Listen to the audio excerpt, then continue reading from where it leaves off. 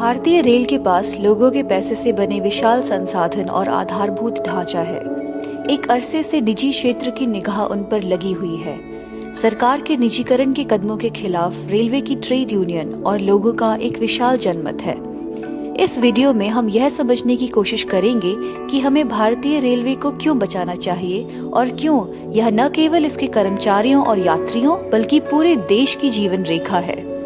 मार्च 2017 तक देश भर में भारतीय रेलवे के पास लगभग 11.5 लाख एकड़ भूमि है।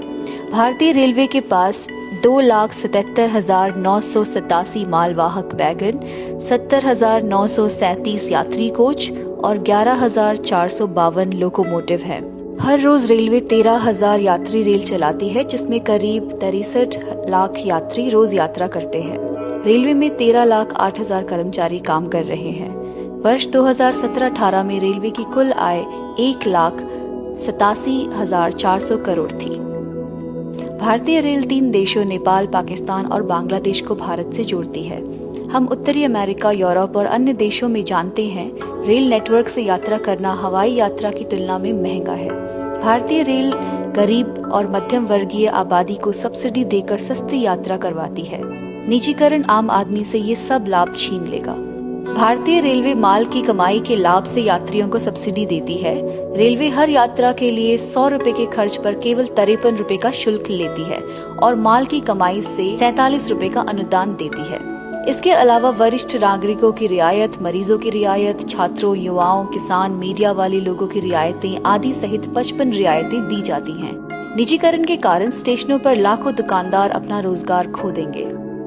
CAG के अनुसार AC 3 टायर और AC चेयर कार को छोड़कर सभी श्रेणियों में नुकसान हो रहा है। मोदी सरकार ने 2025 से पहले 500 निजी गाड़ियां चलाने का प्रस्ताव दिया है।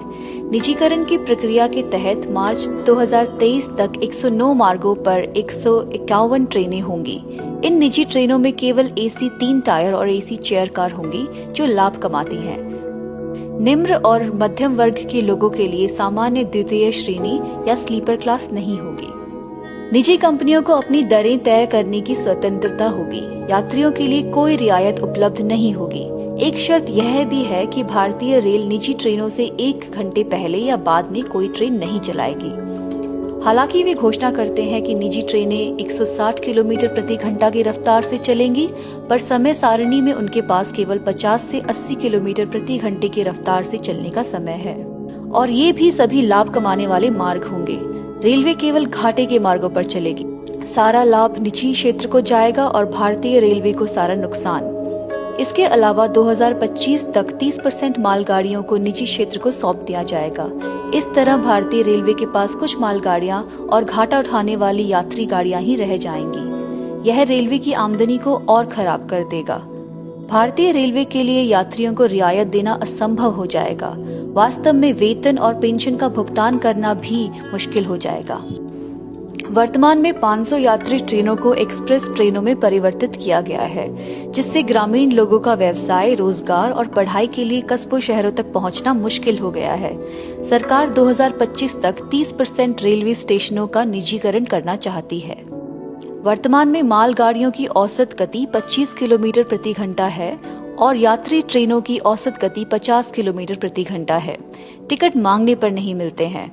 रेलवे में भारी निवेश की सख्त जरूरत है, जिसके बिना पहले से ही पटरियां कम पड़ रही हैं। इस स्थिति में निजी रेलगाड़ियों को चलाना तब तक संभव नहीं होगा जब तक वे भारतीय रेल द्वारा चलाई जाने वाली कई ट्रेनों को रद्द नहीं कर देते। हर बजट में सरकारी निवेश घट रहा है। घोषणा तो 50 लाख करोड़ के निवेश की हुई, लेकिन यह वर्ष 2019-20 में घटकर केवल 3,70,000 करोड़ रह गया। निवेश की भारी कमी और उपेक्षा से बुनियादी ढांचे का विनाश होता है और रेलों का पटरियों से उतरना और दुर्घटनाएं बढ़ती हैं। भारतीय रेलवे का उद्देश्य इस देश की आम जनता के लिए सस्ती कीमत पर तेज और सुरक्षित ट्रेनें चलाना है। मौजूदा मार्गों में निवेश की उपेक्षा और निजीकरण की वर्तमान नीति ही इस मकसद को डावाडोल कर सकती है।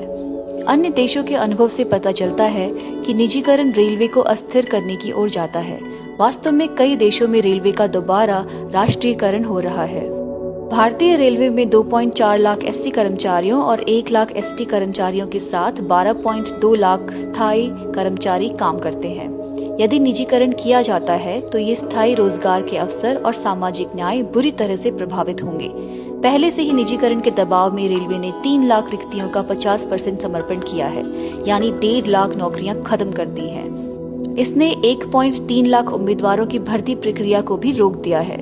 इसने कर्मचारियों और पेंशन भोगियों के लिए महंगाई भत्ते को स्थिर करने का निर्णय लिया है। प्रोत्साहन बोनस और रनिंग अलाउंस में कटौती के अलावा यात्रा भत्ता में 50% की कटौती भी कर दी है। निजीकरण से कर्मचारियों के वेतन और पेंशन पर भी असर पड़ेगा। जिस तरह से BSNL और एयर इंडिया प्रभावित हुए, उसी तरह निजीकरण रेलवे को भी उजाड़ देगा।